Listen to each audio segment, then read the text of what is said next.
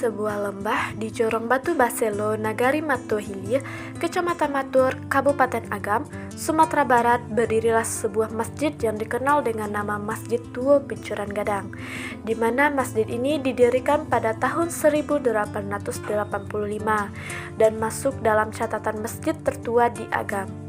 Masjid ini didirikan atas perkarsa seorang tokoh bernama Tuanku Alam Putiah yang merupakan seorang ulama di daerah ini.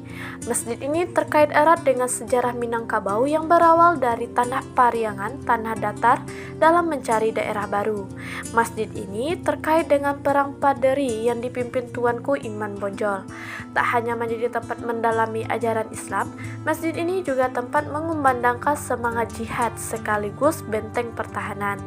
Terbukti dengan sebuah peninggalan 20 lubang pertahanan atau yang disebut masyarakat sekitar dengan lubang 20 yang terletak tidak jauh dari masjid di Nagari Mato Hilir, dan lubang 20 itu sebagai bukti perlawanan Tangku Iman Bonjol pada penjajahan Hindia Belanda ketika itu.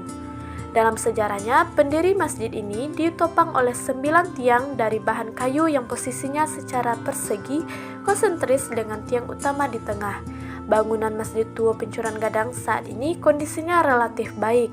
Dindingnya terbuat dari pasangan batu kali dan batu bata dari pasir. Atapnya berupa seng dengan bentuk atap bertingkat khas untuk berbentuk limas yang bersusun 3 dengan bentuk semakin ke atas semakin kecil. Awalnya atap Masjid Tuo Pincuran Gadang terbuat dari ijuk dan saat ini telah berganti dengan seng. Lalu tiang-tiang menjadi masjid tersebut dari kayu berasal dari hutan sekitar.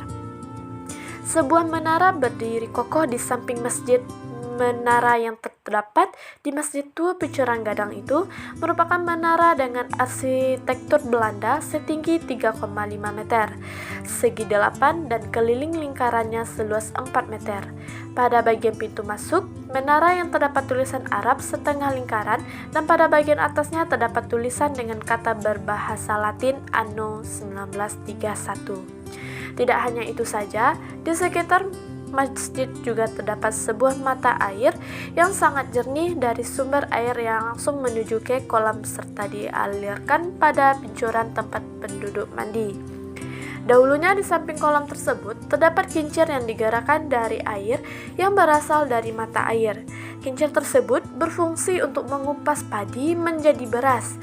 Namun sekarang ini sudah tidak berfungsi lagi, tapi bekas kincir tersebut masih ada terlihat hingga saat ini.